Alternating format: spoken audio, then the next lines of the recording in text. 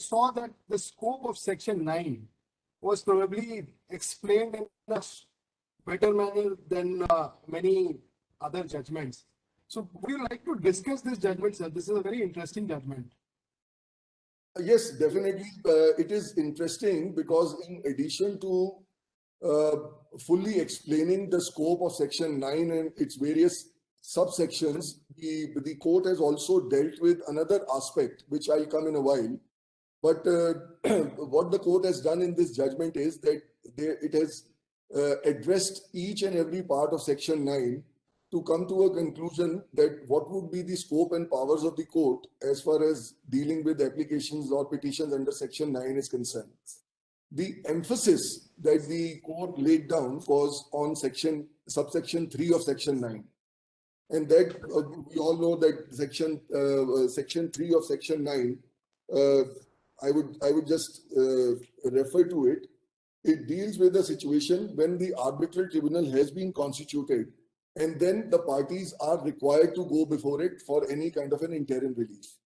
Now, in that scenario, the court described or discussed that what would be the scope of Section 9(3) and when the arbitral tribunal has been constituted. But what is interesting is the definition of the word entertain that has been given by the court in this judgment. Now, entertain, the factual situation was that in the case which you are referring to, Abhishek,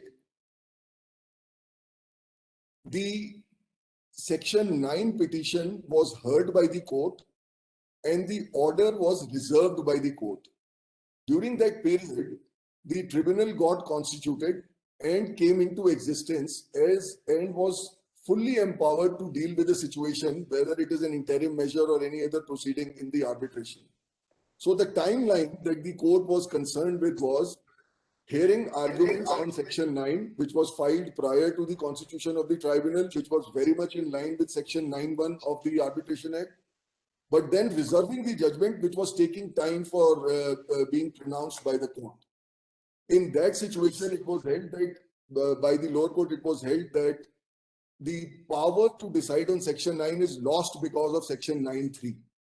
So in that scenario, the Supreme Court said that, sorry, once the petition has been entertained, that is, it has been heard and it is under the process of being pronounced, then the bar of Section 9(3) would not come into play and the court would be fully empowered to entertain a Section 9 and pass a judgment on Section 9. So that was a very interesting factor where the Supreme Court defined what is the word entertain, and the words used are that the court has applied its mind or the court has taken up the matter for consideration. Then that process would not stop because the tribunal has been constituted. And Abhishek, if I can interrupt in the middle and ask Mr. Verma a practical question. Since 2015 amendment, powers of the arbitral tribunal became same as the court, almost similar to the court, and the contempt also lied. What is your experience in terms of enforcement of a Section 17 order? I would assume it's like an injunction which needs to be enforced immediately, else the only remedy would be contempt. Is my understanding correct, Mr. Verma? Now, we have to answer this question. I would like to refer to the pre-2015 amendment scenario and post-2015 scenario. That would really bring out the difference that how the law has been changed to take care of that situation. Now, in pre-2015, the situation was that if an interim order under Section 17 has been passed by a tribunal and the other party is not following that or not abiding by that, then what is the remedy available to the party in whose favor an order has been passed? So Section 27 of the Arbitration Act, and if I'm not mistaken, it is subsection 5 of Section 27, it provided that the party would have to make a request to the tribunal that your order is not being complied with, so please approach a court of law and ask them to take out contempt proceedings against the party which is not following your order. So it was, a remedy was there, but it was a very cumbersome remedy, which was very difficult to get implemented because it was a very long process. Now, this situation was realized by the Law Commission, and certain recommendations were made. And the attempt was that tribunals should be treated at par with courts because they are deciding very important matters between the parties. Their interim orders can have far-reaching consequences on the rights of the parties which are contesting before them. And those interim orders should not be just paper orders, they should actually be implemented. So what the 2015 amendment did was that it added a section in section 17 itself, if I'm not mistaken, yes, section 7, subsection 2. 72. Yes, where it said that any interim order passed under section 17 would ipso facto be treated as an order passed by a court of law. So which means if an injunction order is passed in the interim under section 17 by an arbitral tribunal, it is as if a court of law has passed that order, and it would be implemented as an order of the court without following any indirect process of somebody calling upon the court to treat it as a contempt petition or so on and so forth. So if there is an interim order for which a contempt is to be filed, it can be directly filed now. If there is an interim order which has to be implemented through the process of execution, that can be filed directly. So from that point of view, section 17 orders now have become much more simpler and straightforward to be implemented because they are treated as orders passed by any court of law and not just by an arbitral tribunal. I hope I'm clear, Ravi, and I've answered your question. I would just take up I think your answer is very clear, and it's like, just to add in a lighter note, the teeth have been granted to the tribunal now, Absolutely. in case, so they're no longer toothless tigers. No, but they were never toothless tigers. It was just that the chewing process was longer. That's true, sir. That's true. And there's a subsequent question which says, when we used to file a section 9 in the court, and sometimes the court would not pass an order, they would just hear and reserve the matter. And there was a risk, and you many times take the liberty of going into an appeal, though that was a debatable point. What would be the situation in 17 if they don't pass an order, but just reserve it and there is a risk of injury in the meanwhile? Is that a serious question, Ravi, or in the lighter vein? Because I'll answer accordingly. This is a serious question.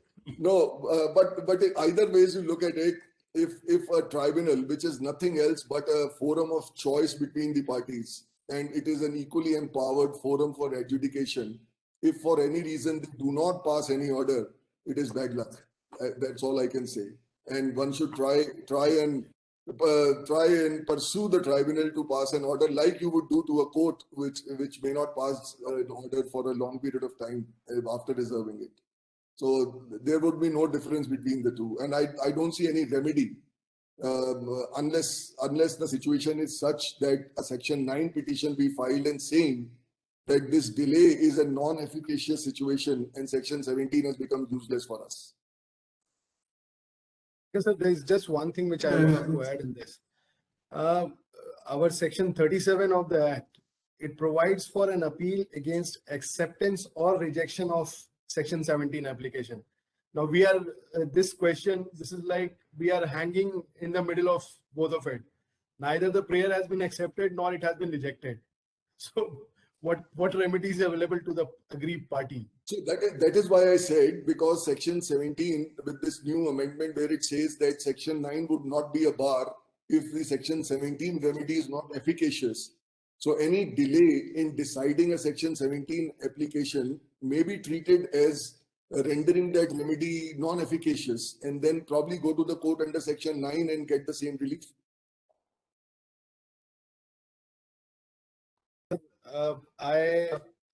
I'm just coming back to section 9 from section 17. I'm assuming a situation where there was a dispute between the parties. One party invoked the arbitration, tribunal was constituted, and now the second reference was invoked, maybe either by the same party or by a different party. Now, if somebody files a Section 9 petition, can that Section 9 petition be entertained because the arbitral tribunal is already in place? So that question is to me, Abhishek? Yes, sir. Yes, sir. All right. Okay, fine. So if I've understood the question correctly, what you are saying is that out of the same transaction or agreement or set of contracts between two parties, there is already an arbitral tribunal which is dealing with issues that have arisen. And later on, if a Section 9 is filed which is relatable to the contract, can a Section 9 in a situation like this survive because the tribunal is already in place? Is that your question? Yes, sir. Exactly, sir. Yeah, I think it's a very pertinent question, and it has, as we argue it in courts at times, that it is not res integra, means this kind of a situation has arisen, has been dealt with by Delhi High Court in a division bench judgment, and the name of that case is Hero Wind Energy versus Inox Renewables. So let me just very briefly, because then it will be better understandable that how the court proceeded on deciding that case, very briefly give you a little bit of facts what had happened in this case. That this Inox company had something called a wind park. Wind park means these wind turbines, these windmills as we call them, WTGs. They were installed there, and portions of that were being sold to different parties so that they could put in their money and that energy could be produced and utilized. So 3 different contracts were there which were related to the same transaction. The first contract was the sale of this piece of land and the equipment put on that. So in Inox sold this to Hero. The second part was that there was something called shared services because a lot of people had their wind farms there. So there were certain common shared facilities. So providing those shared facilities to Hero, that was another contract.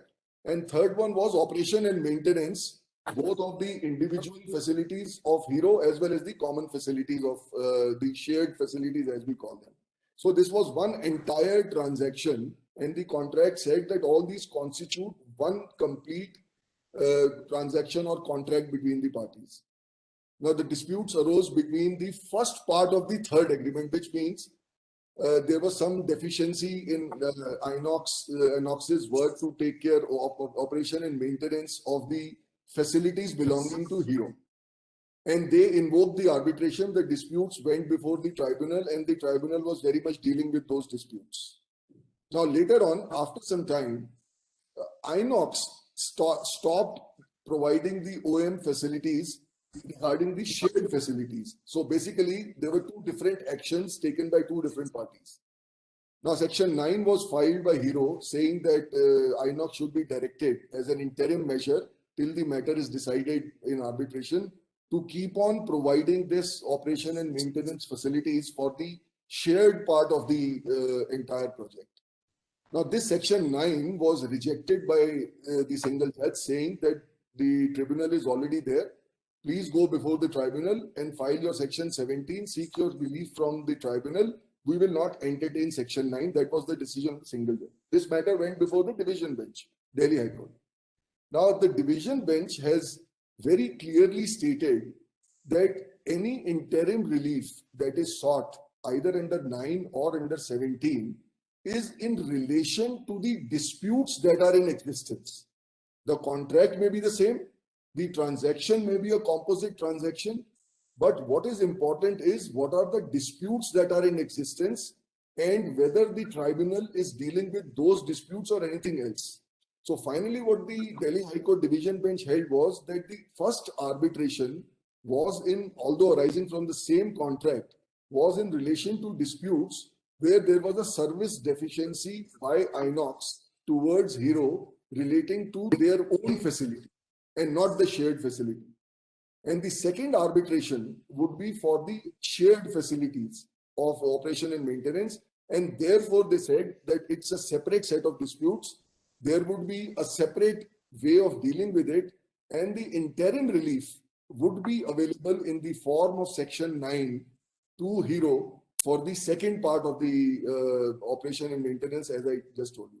So the distinction that has been drawn is two separate references can lead to two separate situations where interim release would either be under section 9 or section 17. Composite contract is not the consideration. That once a tribunal is formed under the contract, you always have to go before the tribunal for any kind of problem that may arise. So what would be important is when the second set of disputes have arisen and what do they relate to, the contract being the same.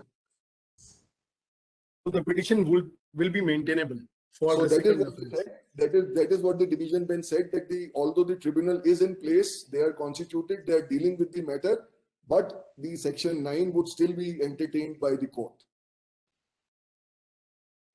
So do you think like we are talking about multiple invocations in the same